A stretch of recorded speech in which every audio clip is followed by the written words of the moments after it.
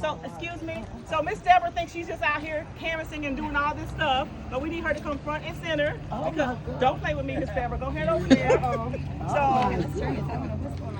We have Representative Glenn here from District 67. And we need a hug. That's all right. We've been together too long. I'm not working no more. I'm with you. Appreciate it. So if you can get on this side over here by Mr. Representative Ronnie Glenn right now.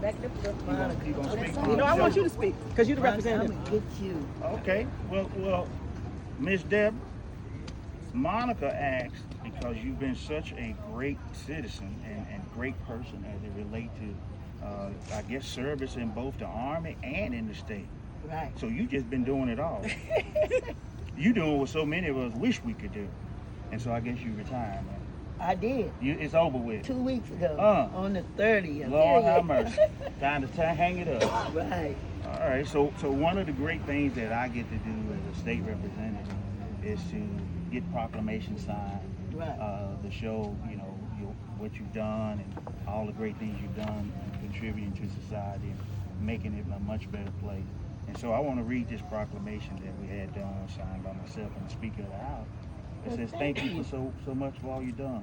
Now, it's a lot to read, but I'm not going to read all of it. I understand. Because that's a lot. Yes, sir. So I'm going to read several lines, and I think they'll get the picture at that point, okay? Whereas we take great pleasure in recognizing those estimable individuals who have performed with uncommon devotion and enthusiasm throughout their careers.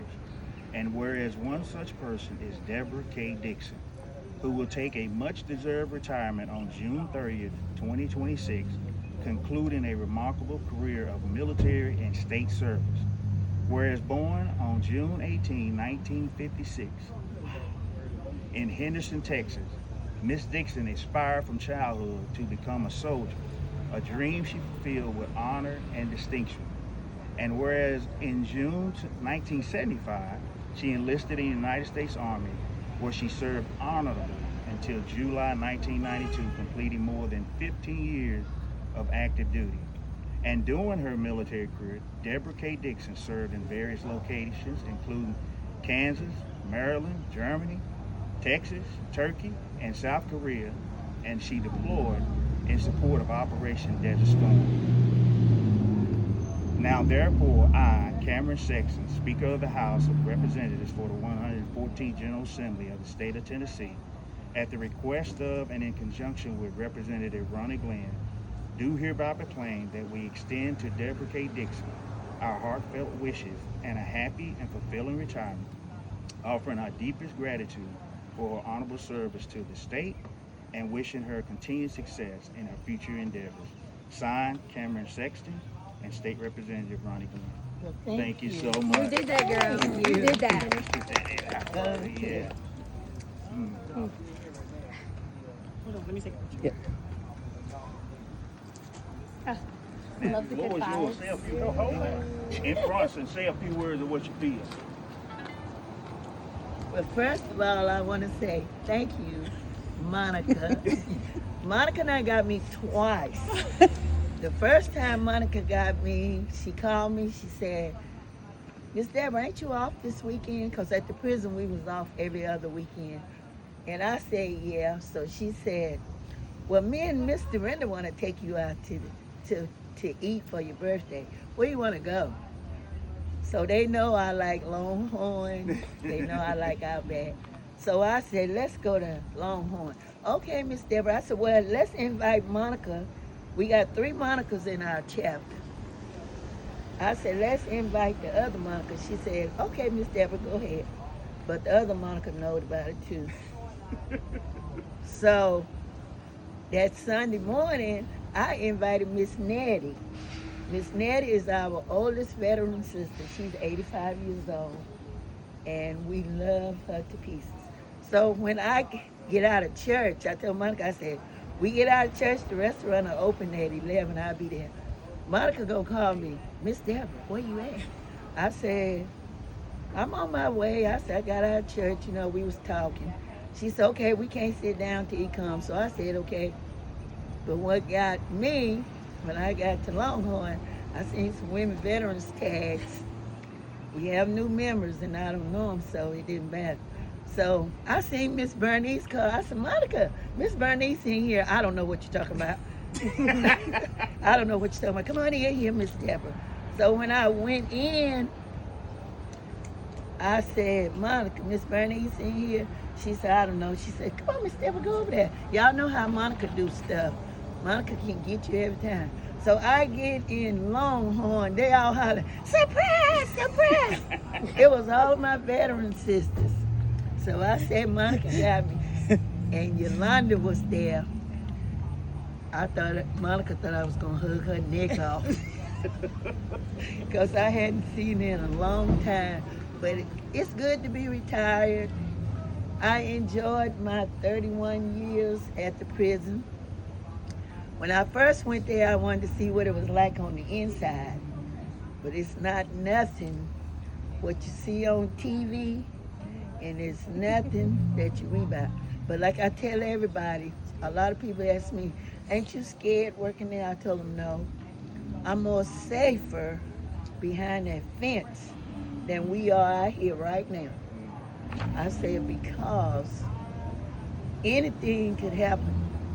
I said once we get behind the fence, I'm safe. I said it's nobody gonna bother you. And the women's there that was in there and the ones that worked there, all of the staff, they didn't want me to leave. But I told them my time was up and I had to go. I said, I have another chapter to fill. I said, I need to do things with my veteran sisters and my family and other friends. But I'm here now, retired. I've been knowing Representative Glenn a long time. A long time. We did the parades here together. And I'm here for your support now. Yes. I work 12 hours in the prison, some days 16. And they said, Miss Dee Dee, how you do that? I said, I'm a soldier. My work ethic is better than yours. Like it. So I thank you guys for doing this. Monica, you got me again. This is the last time, Miss Debra. Hey, can we introduce Miss Brianna too? Yes. Go over there, Miss Brianna. Y'all give a round of applause for Miss Brianna as well.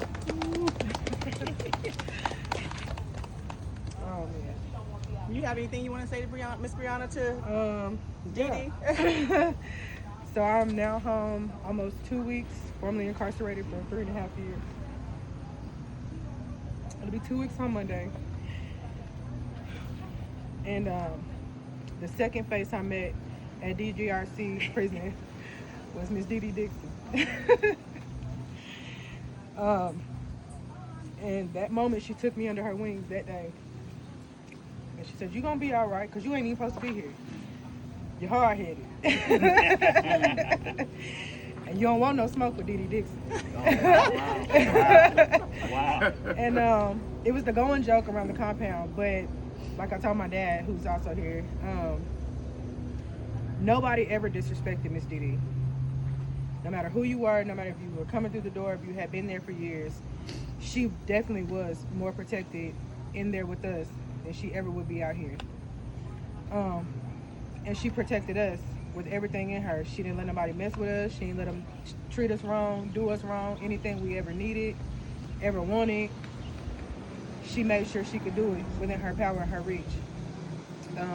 Ms. Dixon was also the last person I saw before I was shipped out of classification going into Hennon. And she told me, she said, "You're going to come out of here and you're going to be great when you do. And I can't wait to see you on the other side. Now hurry up and get your stuff because this chain trying to leave. Get on out of here, girl. You don't want no smoke with Dee Dee Dixon." And then we laughed. And I think we did cry a little bit that day because I didn't want to leave my Dee Dee Dixon, man. She was a great asset to the TDOC, Department of Corrections. And we definitely need more staff and officers like Ms. Dixon. And there would never be another one. I came in contact with some more great people there, but she will always have a place in my heart for the rest of my life. And I appreciate her because she installed something and planted a seed in me that I don't even know she knew. I'm sure she does because she made sure she did it for everyone. Everybody was treated equally in her book and in her eyes. And she made sure that no matter what color you were, what you were there for, no matter what your charge was, no matter how long you was going to be there, she made sure she spoke life into you. And that's one of the reasons why I can say I'm standing here today. So, Ms. Diddy, we do appreciate you. And we appreciate your service, not only in the military, but in the TDOC department. Make sure you teach some of them girls that's going up there to work how to do it, because they don't know. They don't know, but we love you, girl. And I'm so glad that you were one of the first places that I could see. Yesterday. Yeah, I'm Yes, glad I ma'am. met your dad. That's her dad over there. And I was talking. You know what? That makes sense. I was talking. I can see two twin flames. I twin was hearts. talking to him yesterday, and I told her father I just retired from working from the Department of Corrections, and he asked me did I know his daughter, and I told him sure. And he told me she went to Hennon, but what that means is they come to Deborah K. Johnson Rehabilitation Center when they first get incarcerated, and once they go through classification, they either go to West Tennessee State Prison or they go to Bledsoe State Prison. So she went to the good one. She went to West Penn. Yeah, Yeah. we survived. I survived. Yes. I'm glad I'm here to tell my story. So if you have any family members or loved ones that are incarcerated currently, please keep them in your prayers. Communication is the key to their existence and their survival there. A lot of women and men need that support, no matter what their past was or no matter who they were before they left. They need you to be able to survive and navigate the system, because just like the streets don't love nobody, the state don't love you either. And for the kids that are doing things that will set them back in life and set them on the course that I had to take, listen to your mom and your daddy, man. They love you. And if you don't have a mom and daddy that are showing you the right way, it's okay. Find somebody who will. Everybody gets up and they move throughout their day. You come in contact with somebody who knows the right way. Take heed to that and listen to that. Because my mom used to tell me it's a place for people that don't listen. And when I called home and I told my mama, I said, Mom, I think I found that place she was talking about. She said, what you talking about? I said, remember all them times I was hard-headed and I wouldn't listen? You always used to tell me it was a place for people that don't listen. I think I done found it. I think I done made it here. And she was right. It's a place for people that don't listen. And once you there, you there. They're your mom and daddy now. And they ain't gonna love you like they supposed to love you. They're not gonna care for you like they supposed to care for you. They're not gonna do you like they supposed to do you. You get 4 outfits and a pair of boots, 3 hots and a cot, and it's real. And there ain't nothing gourmet about it. It's not a life you really want to live. It's not a place you really want to be. It's a place where you can go and lose yourself and the system will eat you up and spit you out, and some people I've seen have never come back from that. I left a lot of people there. I was just one of the blessed ones. I don't call myself lucky. I was blessed, and I was prayed for immensely by a lot of people in this community, by my family, by my church family, by Ms. Didi, because you don't get officers like her every day. You're not. They're a dime a dozen, if that. And it takes those people, and it takes you having to work your want and wanting to see yourself on the other side of where you currently are. And if you can't do that, you're going to lose yourself in there. You're going to lose yourself out here and end up in there. So take heed to my warning. I'm somebody that you can see that lived it, breathed it, ate it, slept it, cried a whole lot of nights on my cell floor by myself. But like I said, it ain't no love out there. Ain't no love in there. I survived one of the worst women's penitentiaries in the state. It ain't but 3 of them. DJRC, Bledsoe, East Tennessee, and West Tennessee State Penitentiary. And I survived it. Y'all will be seeing me soon though on social medias telling my story. So this is just a little part of it. I hope you guys enjoyed it, and I hope you can be blessed and take heed to a warning from somebody who really lived it. Somebody who really lived it. But I love y'all, and I love Ms. Didi. I appreciate y'all for real. Yay. Thank you guys. Thank you, Representative Ronnie Glenn. She's on the ballot. Thank you. I'm well. How about yourself? Yeah.